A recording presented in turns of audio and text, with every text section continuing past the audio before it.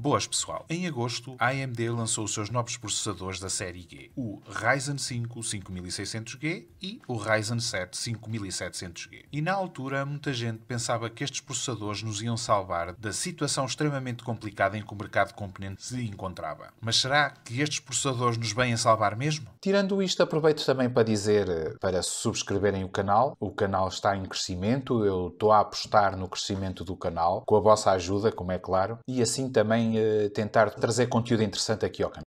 Eu tive aqui acesso a um AMD Ryzen 7 5700G e trago aqui a review deste processador. Isto é um processador com 8 núcleos Gen 3 e 16 threads, com um clock de 3.8 GHz e um boost máximo de 4.6 GHz. Tem 4 MB de cache L2, 16 MB de cache L3, um TDP de 65 watts, tem 8 núcleos de GPU a uma frequência de 2000 MHz e é fabricado com o processo de fabrico de 7 nanómetros FinFET da TSMC. O cooler que vem na caixa é o Raid Stealth, que é o cooler mais pequeno da AMD e o que tem menos performance. Eu não aconselhava muito vocês a utilizarem este cooler. Dá para ligarem o processador inicialmente, mas depois comprem um bom Tower Cooler de 120mm. Nós vamos fazer aqui os testes comparativos com o Ryzen 7 5800X, o Ryzen 7 3700X e o Core i9 11900K. O sistema onde eu vou instalar este CPU é composto por uma motherboard Asus ROG Strix X570E com um cooler Asus ROG Ryujin 240 e 16 GB de DDR4. Vamos então aqui agora aos benchmarks e aqui no Cinebench R20 nós vamos ter aqui uma pontuação de single core do 5700G de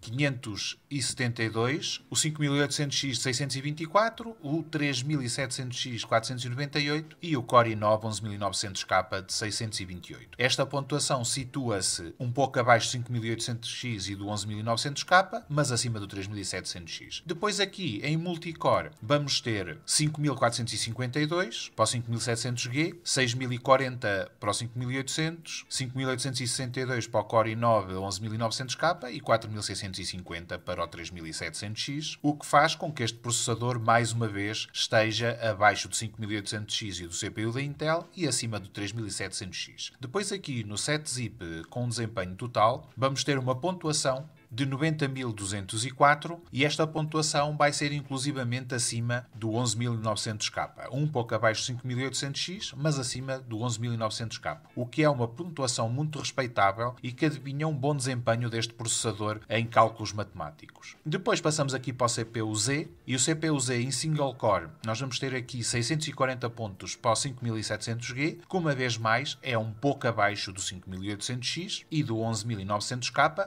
mas muito acima do 3700X.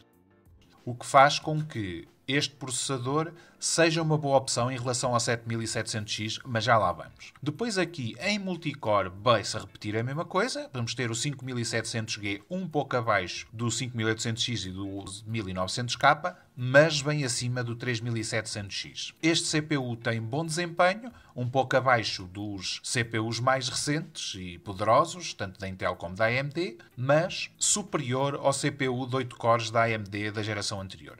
E aqui a nível de temperatura, nós vamos ter aqui 65.9 graus, o que também é uma temperatura muito boa, tendo em conta que o meu 5800X ronda aí os 83, 84 graus de temperatura máxima, o que é já conhecido neste CPU como sendo um CPU muito quente. O 5700G aqui porta-se muito bem, inclusivamente atinge aqui velocidades de 4.375 a 4.400 MHz com todos os cores a trabalhar e 4.650 em single core, o que é uma velocidade também muito boa para este tipo de CPUs e que vai fazer com que também tenha bom desempenho em jogos. Agora vamos passar aqui para os jogos e os testes que eu vou fazer vai ser só com os gráficos integrados, porque no fundo é isso que me interessa aqui ver, qual é o desempenho deste CPU com os gráficos integrados, porque as placas gráficas estão muito difíceis de arranjar e a ideia é ver se este CPU consegue substituir tudo. E então aqui no Dota 2, com estas definições, que é praticamente tudo no mínimo, mas 1080p, nós vamos ter aqui em jogo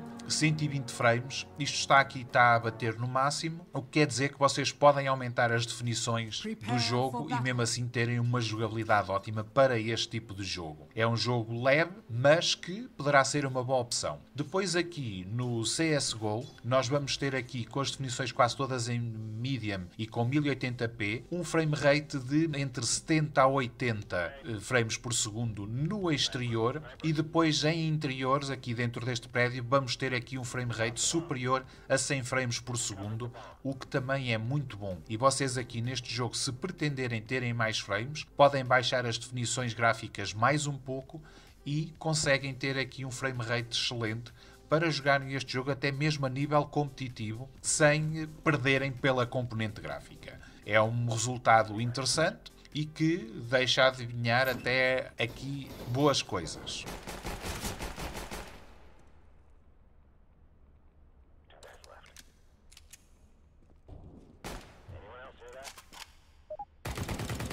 Mas, contudo, quando passamos aqui para um jogo um pouco mais exigente, mas mesmo assim ainda levezinho, que é o Wolfenstein 2 de New Colossus, nós já vamos ter aqui algumas dificuldades e vamos ter que colocar aqui as definições não no mínimo, mas muito abaixo, e inclusivamente baixar a resolução para 1600 por 900, o que ainda assim dá-vos uma qualidade de imagem muito aceitável, e vocês vão ter aqui um frame rate a variar entre os 40 e os 60 frames, com muitas partes colado aos 60, mas mesmo assim vão ter aqui alguma baixa no frame rate, o que algumas pessoas podem não gostar.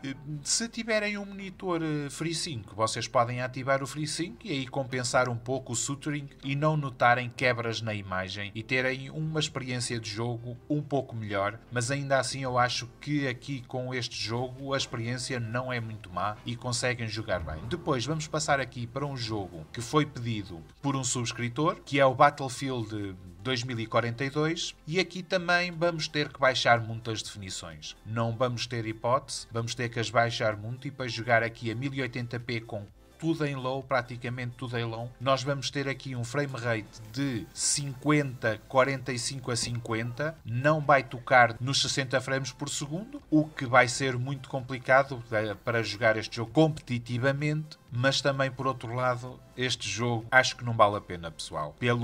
Pouco que eu joguei e pelo que vi, é um jogo cheio de bugs e que não compensa mesmo. É melhor jogarem Warzone e deixarem este jogo de lado, o que é uma pena porque há muitos fãs deste jogo, do Battlefield. Mas paciência, pessoal, esqueçam este jogo por enquanto, pelo menos enquanto eles não corrigirem os bugs todos. E depois passamos aqui para o Shadow of the Tomb Raider, e aqui também temos que ter as definições praticamente todas em baixo, e mesmo assim o jogo não vai correr a 1080p. Vamos correr aqui outra vez a 1600 por 900, que é uma resolução que, apesar de tudo, não vos vai trazer muita degradação de qualidade de imagem, e aqui nós conseguimos correr o Shadow of the Tomb Raider acima dos 30 frames por segundo. Não é o ideal, mas a experiência de jogo nas consolas é sempre de 30 frames por segundo, e aqui, não havendo outra hipótese, não poderem ter uma placa gráfica, podem correr este jogo a 30 frames por segundo, constante, fazem um frame rate cap a 30 frames e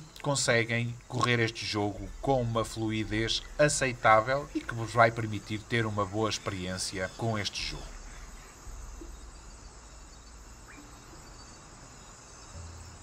E aqui no GTA V vocês também conseguem ter uma experiência de jogo muito agradável. É mais um jogo que vos vai proporcionar largas horas de divertimento e que vocês conseguem correr com este CPU, não com as definições no máximo, como é lógico, mas com definições aceitáveis, com uma qualidade de imagem boa e que proporciona uma experiência muito agradável.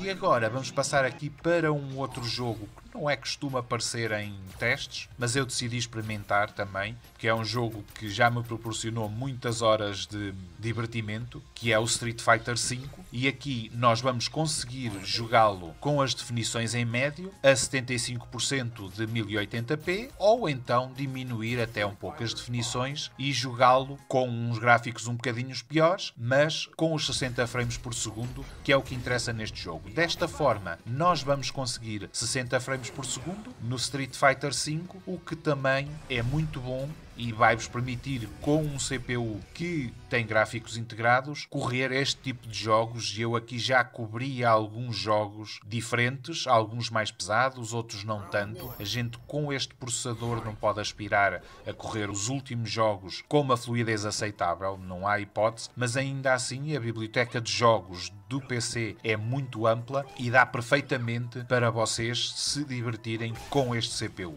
Este CPU acho que é um bom investimento, principalmente para quem depois quiser adicionar uma placa gráfica. Tem aqui um CPU de 8 núcleos e 16 threads com muito boa performance, embora o desempenho seja inferior ao 5800X e ao 11900K. Para mim, a não ser que vocês utilizem uma placa gráfica topo de gama, vocês não vão dar conta da diferença de frames entre este CPU e um CPU melhor, e ao mesmo tempo estão a poupar algum dinheiro, porque este CPU neste momento ronda aos 330 euros, que é um preço muito próximo do 3700X, que este processador é melhor que o 3700X, e por enquanto vocês têm um desempenho gráfico muito parecido com uma Nvidia GT 1030 DDR5, e no futuro, quando o mercado estiver melhor, poderão adicionar uma placa gráfica mais poderosa. Pessoal, vocês já sabem como é. Se tiverem alguma dúvida ou precisarem de algum esclarecimento, podem colocar aí nos comentários, que eu vou estar sempre pronto a ajudar-vos. E gostem, comentem, subscrevam o canal e até breve.